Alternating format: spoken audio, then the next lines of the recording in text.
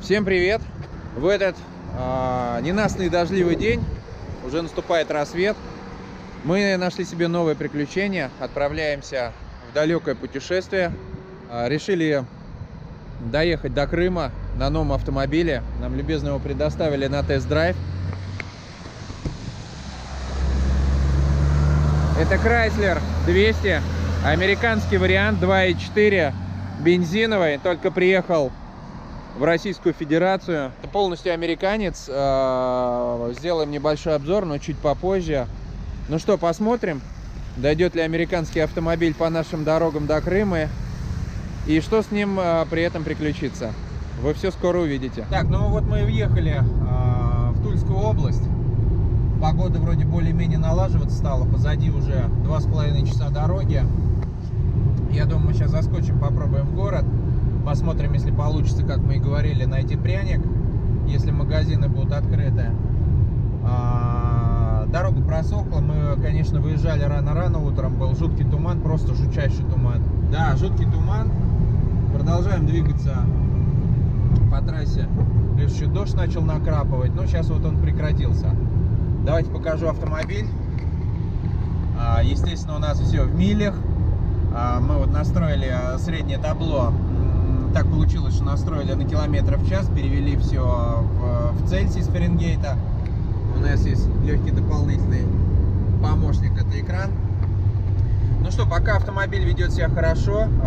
Средняя скорость у нас порядка 110 км в час. 120, ну, наверное, это из-за того, что все-таки погодные условия играют свою роль. Что еще хочу сказать про автомобиль? Ну, он напоминает мне наш средний класс. Небольшие, не маленькие. Мы два больших рослых дядьки влезли в этот автомобиль, нам более-менее удобно. Но что бы творилось с задними пассажирами, вы видите, да? Это, наверное, все-таки лежачий должен быть пассажир. Карлики. Карлики или лежачий. Не ходячий пассажир, не ходячий. Один лежачий максимум. Да, максимум лежачий пассажир. Вот, но мы продолжаем двигаться дальше, заедем в город, отснимем пару кадров про город, может быть, расскажем даже, если будет время, чем славится Тула. Ну, Тула, прежде всего, вы знаете, это пряники, это самовары. А мы едем со своим самоваром или без? Нет, без лежачего самовара. Оружейники. И оружейники, да, поэтому скоро вы все увидите.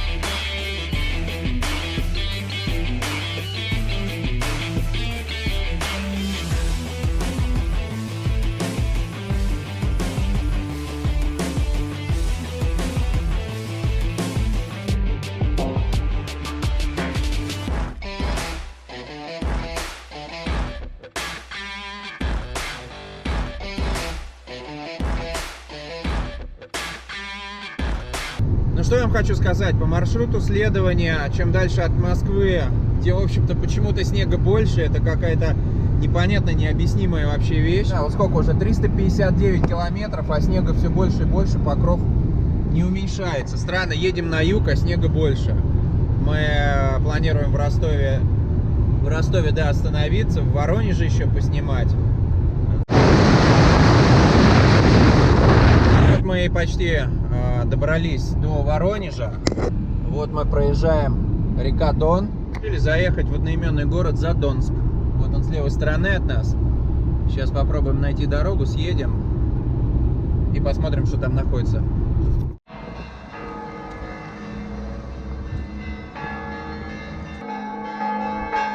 Ну вот мы приехали в Задонский Рождественский Богородский мужской монастырь. Именуемый ныне Рождество Богородицкий, основан двумя старцами Кириллом и Герасимом, выходцами из Московского Срединского монастыря. И все это случилось в 1620 году, когда они принесли сюда копию Владимирской иконы и основали первый деревянный монастырь.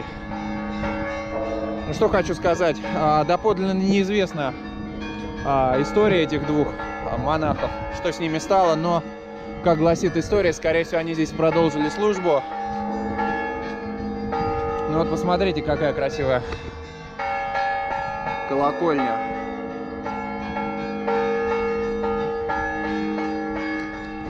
Но на территорию монастыря сейчас не пускают, потому что очень рано.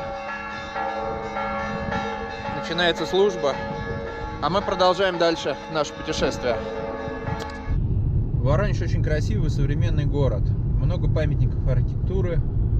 Посмотрите, какие дома построены. Какой-то элитный комплекс выстроили. А вы знаете, что городу не присвоено звание города-героя? Хотя наряду со всеми остальными он участвовал в кровопролитных сражениях в 1942 году.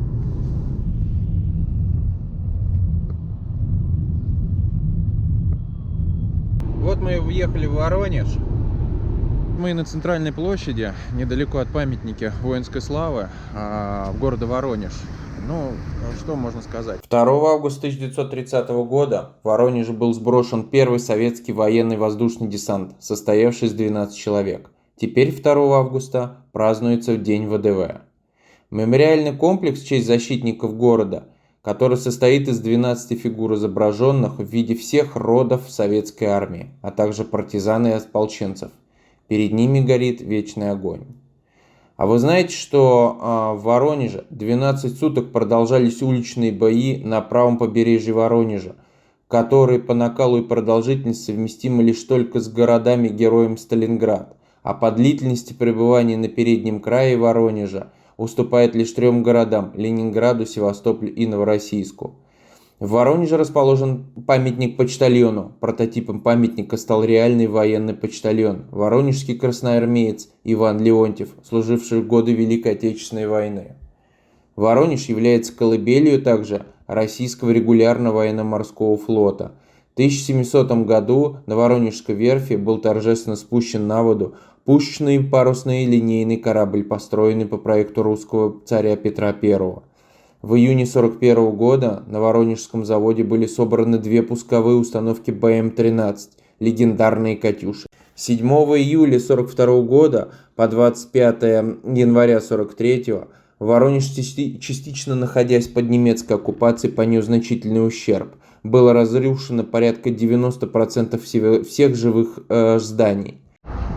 Ну что, мы покидаем город Воронеж. Позади 500 километров нашего путешествия. Движемся дальше, на юг. Поехали. Ехать стало совсем веселее. У нас выглянуло солнце, практически голубое небо. Впереди Богучары.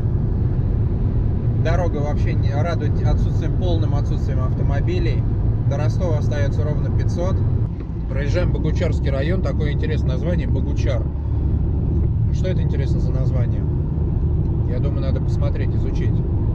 Что-то я никогда не задумывался, а сейчас проезжаем Богучар, и танк стоит. Мы в Каменск-Шахтинске. 15 градусов тепла. Ну что, первый интересный кадр. И... Оп! Вот какой автомобиль надо иметь. Вот это зачетный драндулет.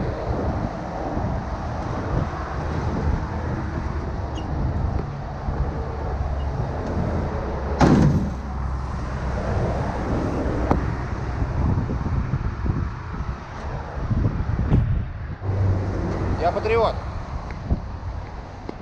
Вот еще интересный. Растущий запорожец. Какой ЗИЛ 50-х годов. Ну чё, дзынькнем? Дзынькнули. Кто понял жизнь, тот не торопится. Вон наши колеса лежат. Ну да, с меня ростом.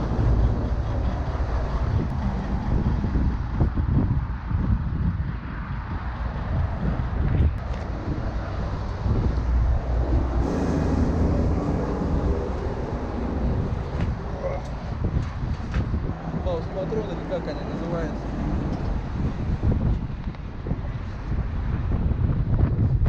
Памятник всем светофорам.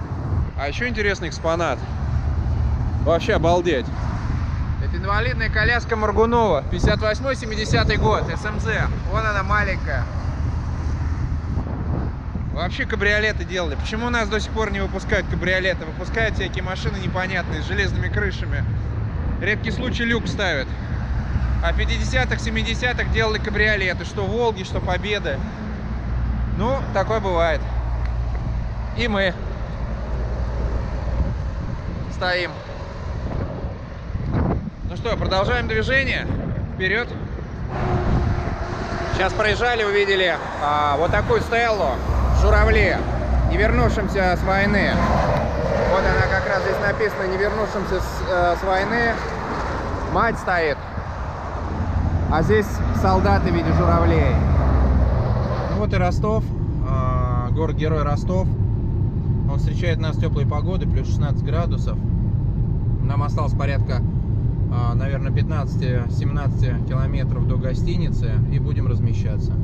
Все, доехали до отеля, мы в Ростове. Чуть-чуть перекусили. Вот наш отель. Отель Мария. Сейчас мы разгружаем машину. Домчала наша ласточка нас без проблем. Средняя скорость получилась 120 км в час. Ну что я могу сказать? Пока все идет по плану. Ленд-лиз едет по нашим дорогам. Да, доброе утро. Отлично. Сколько сейчас? Минус 15. Без 15. Все, мы потихонечку грузимся, поедем. Без 15,5 стартуем. Так, что мы имеем? Наш американский друг стоит среди одних немцев. Пробуем заводить. Что нам скажет наш друг?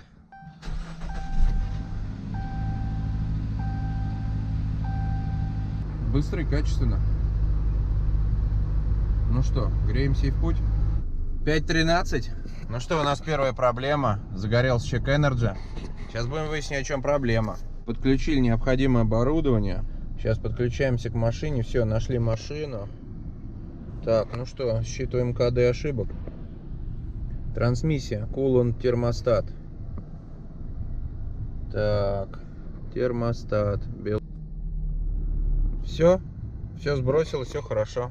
Едем дальше. Первая остановка, Брюховецкий район, Краснодарский край. Вот сейчас памятник посмотрим. Военной техники «Катюша». Поля горят вдали. Здесь уже все засеяно, вообще все засеяно, все поля уже. Смотрим, дождик начинается, тучи большие.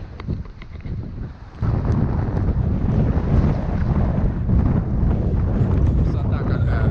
Маленькая остановка. Мы перед Керченским мостом. Нам осталось 20 минут. Я думаю, даже 10. И мы уже будем на мосту. И все. Далее только Крым. Перед въездом на мост нас остановили сотрудники ДПС, проверка документов. Даже не ожидал, первый раз такое. Соблюдайте, говорит, скоростной режим, большой ветер. Будьте аккуратны на мосту. Очень вежливо. Посмотрели паспорта, проверили багажник. Вот слева идет железнодорожный мост, по которому недавно, какого числа запустили 1 февраля? 1 февраля был запущен первый поезд пассажирский. Но мы не заставили ни товарняк, ни пассажирский. Едем дальше.